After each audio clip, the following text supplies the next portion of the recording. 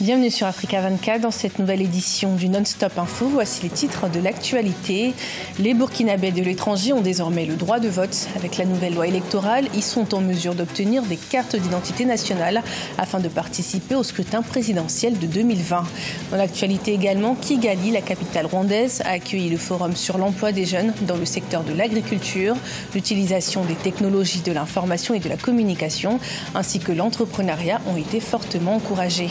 Et une nouvelle avancée dans la lutte contre le virus Ebola en RD Congo. L'Institut national de recherche biomédicale prévoit de dispenser un tout nouveau traitement aux malades. Mais tout d'abord à Madagascar, à l'approche de l'élection présidentielle, les candidatures se multiplient auprès de la HCC, la Haute Cour constitutionnelle. Le lundi 20 août, pas moins de 9 candidatures ont été enregistrées, faisant monter à 46 le nombre total de prétendants à la magistrature suprême. Parmi les candidatures figurent celles des 3 derniers chefs de l'État de l'île. Les 46 candidatures, qui se rapprochent du nombre record de 2013, qui était de 48, seront examinées par la HCC. La diaspora burkinabé, réunie au sein du mouvement baptisé C'est le moment, œuvre pour sensibiliser sur le droit de vote accordé aux citoyens établis à l'étranger grâce à la nouvelle loi électorale. Jusqu'à présent, les Burkinabés de l'étranger n'avaient pas le droit de vote aux élections concernant le pays. Des précisions avec Olivier Conan. Vers le droit de vote pour la diaspora burkinabé. Le Burkina Faso a adopté un nouveau code électoral le 31 juillet 2018. Jusque-là, les Burkinabés de l'étranger n'avaient pas le droit de vote. Les responsables de C'est le moment, du nom d'un mouvement créé par des leaders de la diaspora au Ghana, en Côte d'Ivoire et aux États-Unis, ont entrepris de sensibiliser leurs compatriotes sur le nouveau code électoral qui prend en compte leurs droits de citoyens à part entière. Depuis les indépendances, donc depuis que le Burkina Faso existe, nous n'avons jamais eu l'occasion de participer au choix de notre président. Et maintenant, ces choses faites, c'est vrai qu'on avait même des doutes. Il a fallu que ce code électoral soit voté et que nous voyons effectivement que ça a été consacré dans ce code électoral-là avant de croire réellement que nous allons participer aux élections. Ça, c'est une grande victoire démocratique pour nous. Les Burkinabés de la diaspora sont également satisfaits de l'aménagement des documents de vote. Ils pourront voter avec la carte nationale d'identité burkinabé et le passeport en remplacement de la carte consulaire. On a obtenu le droit de vote et puis ceux qui n'ont pas la carte nationale d'identité burkinabé, les gars vont se déplacer au Burkina pour venir établir ici. Et puis, bon, pour le lieu de vote, ils vont multiplier ça aussi. Bon, c'est une bonne chose pour nous. On nous a dit qu'on va aller aux élections. C'est notre objectif. C'est ce qu'on visait fort longtemps. Pour l'affaire des papiers qu'on sort là, nous, ça ne nous regarde pas. On va aller aux élections en 2020. C'est accordé, on doit fêter pour ça. La diaspora burkinabé dans le monde est évaluée à plus de 10 millions de personnes. Selon le mouvement C'est le moment, en Côte d'Ivoire, la communauté burkinabé est forte de 4 millions de personnes. Le 20 et le 21 août, Kigali, la capitale rwandaise, a accueilli le forum sur l'emploi des jeunes dans le secteur de l'agriculture.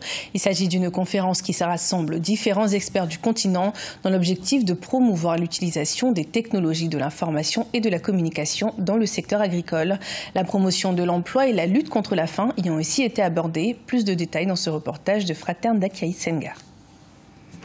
Comment inciter les jeunes à profiter des technologies de l'information et de la communication et l'entrepreneuriat pour s'engager davantage dans le secteur agricole sur le continent? Voilà la question que se posent plus de 500 experts rassemblés à Kigali, la capitale rwandaise, dans le cadre du Forum sur l'emploi des jeunes dans l'agriculture en Afrique qui se tient du 20 au 21 août 2018.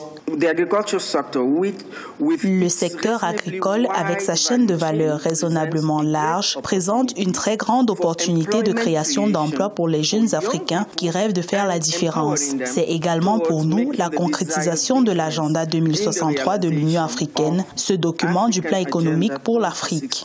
Selon la Banque africaine de développement, l'Afrique dépense environ 35 milliards de dollars pour l'importation des denrées alimentaires chaque année et ces dépenses devraient atteindre environ 110 milliards de dollars d'ici 2025, compte tenu de la croissance de la population.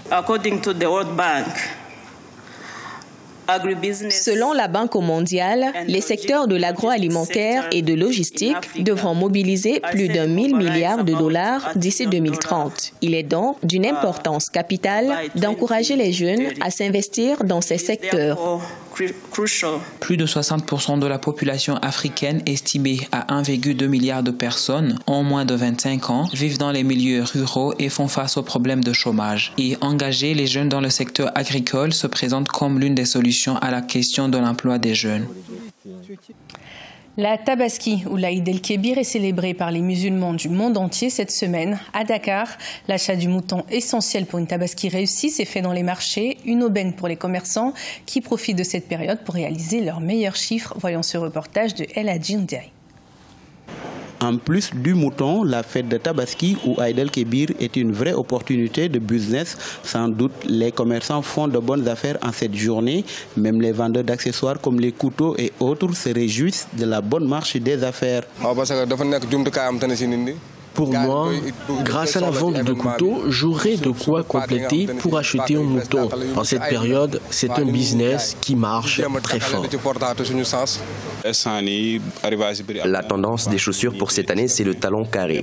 Les clients n'achètent que ces modèles. Jusque-là, j'arrive à écouler les marchandises. La Tabaski est aussi un moment où les ruraux qui travaillent dans les villes retournent vers leur village pour la fête. Les transporteurs aussi voient leur chiffre d'affaires augmenter sensiblement, ce qui n'est pas du goût des clients. Moi, je quitte Koloban pour aller à Touba, mais les prix sont excessifs, de 1500 à 3000 francs CFA. Du côté des marchés de légumes, certains Sénégalais déplorent des hausses opérées sur les prix de certains produits, dont l'oignon et la pomme de terre. Les prix du kilogramme se sont vus doubler ou tripler. Pour rappel, la fête de l'Aïd el-Kébir est prévue au Sénégal mercredi 22 septembre 2018. Le service militaire de retour au Maroc. Le service avait disparu il y a 12 ans, mais un projet de loi adopté ce lundi 20 août et rétablissant son caractère obligatoire a été adopté. Le service militaire marocain est prévu pour une durée d'1 an et s'adresse aux hommes et aux femmes entre 19 et 25 ans. Pour les autorités, il s'agit d'un moyen de promouvoir le patriotisme chez les citoyens du pays. En République démocratique du Congo, l'Institut national de recherche biomédicale prévoit de dispenser davantage de traitements contre le virus Ebola dans le Nord Kivu. Pour la première fois, les patients hospitalisés reçoivent le MAB 114. Des précisions avec Adidatou Badawi. Le MAB 114 est le nouveau traitement expérimental du virus Ebola en République démocratique du Congo. Ce traitement est administré par perfusion. Au bout d'1 heure, l'état des patients devient stable. Mais avant l'administration du MAB 114, l'état de santé des patients de la localité de Mangina était critique. À Mangina, il y avait, je crois, 5 ou 6 malades. On m'a dit qu'il y en avait 2 qui étaient vraiment dans un état très grave. Moi, j'ai dit qu'il faut traiter tout le monde. L'Organisation mondiale de la santé vient d'approuver 4 autres traitements contre le virus Ebola, notamment le Z-MAPP, le Régénérant, le Remdesivir et le Flavipiravir. Ces médicaments devraient bientôt être disponibles. Ici, dans le Nord Kivu, la lutte contre la propagation du virus Ebola nécessite encore beaucoup d'attention de la part des autorités car le nombre de zones infectées reste croissant. En tout cas, le nombre de cas ne fait qu'augmenter. Et puis, les zones qui sont infectées deviennent, n'est-ce pas, de plus en plus nombreuses. Donc, la maîtrise de l'épidémie va demander beaucoup de temps. Le 19 août, le ministère de la Santé a déclaré avoir eu au total 64 cas d'Ebola confirmés dans le Nord Kivu, dont 50 victimes. Actuellement, environ 120 agents de santé du système des Nations Unies mènent une sensibilisation de proximité pour limiter l'épidémie à virus Ebola en République démocratique du Congo. Ce journal a été préparé par l'ensemble de la rédaction. Merci de votre fidélité. Retrouvez dans un instant une nouvelle édition de l'information sur Africa 24.